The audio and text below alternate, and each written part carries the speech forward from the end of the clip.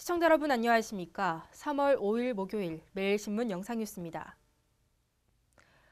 올 10월 문경에서 열리는 세계군인 체육대회에 북한이 선수단과 함께 응원단을 파견할 것으로 전해졌습니다. 최근 국내 탈북민들이 운영하는 자유북한 방송은 김정은의 명령으로 북한군이 이달 1일부터 합숙훈련에 들어갔으며 여군 위주로 100명 규모의 응원단도 파견할 예정이라고 보도했습니다.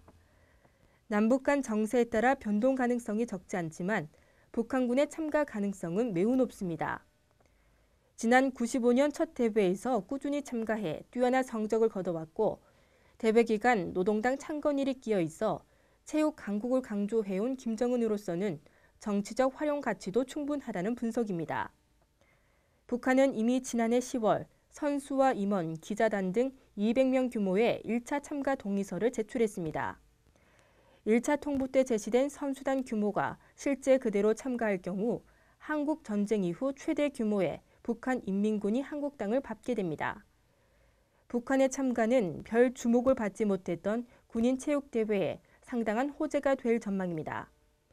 당장 국방부 주관에서 통일부가 가세하고 정부 차원의 지원이 이루어져 대회 위상이 한층 높아질 것으로 전망됩니다.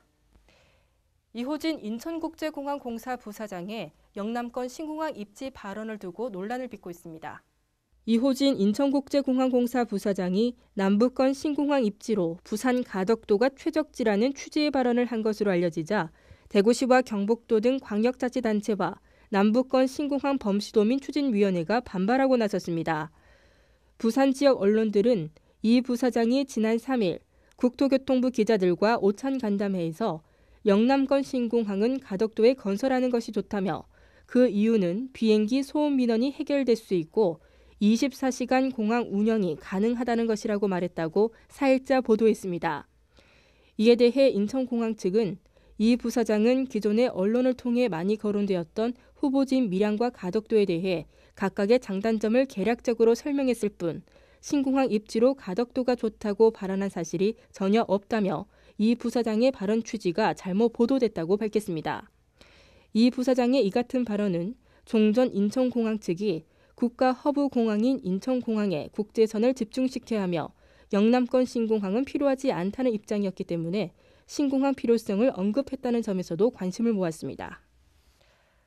과거 간통 혐의로 기소돼 집행유예를 선고받은 형 확정된 사람이 처음으로 법원에 재심 청구를 냈습니다. 대구지법은 30대 남성 A씨가 유죄 확정 판결에 대한 재심을 청구했다고 밝혔습니다. A씨는 유부녀인 B씨와의 간통 혐의로 2013년 7월 1심에서 징역 8월에 집행유예 2년을 선고받았고 지난해 항소가 기각돼 원심이 확정됐습니다. 대구지법은 A씨가 재심을 통해 무죄를 선고받으면 기존의 정과는 삭제된다고 설명했습니다. 법조계는 전국적으로 최대 3천여 명 정도가 이번 간통죄 폐지로 구제받을 것으로 관측했습니다. 최경환 경제부총리가 근로자의 임금이 올라야 경기가 살아난다고 강조했습니다. 최경환 경제부총리는 어제 서울 명동은행회관에서 열린 국가경영전략연구원 포럼에서 2015년 한국 경제의 진로라는 주제로 강연을 하며 이같이 밝혔습니다. 최 부총리는 적정 수준의 임금 인상이 일어나지 않고는 내수가 살아날 수 없다며 미국 오바마 대통령도 비슷한 주장을 하고 있고 일본의 아베 총리는 아예 노골적으로 기업들의 임금 인상을 요구하고 있다고 설명했습니다. 최 부총리는 또 현재 물가가 상당히 낮은 수준이지만 농산물, 석유류를 제외한 근원 물가는 2%를 넘어선다며 디플레라고 보기는 어렵다고 진단했습니다.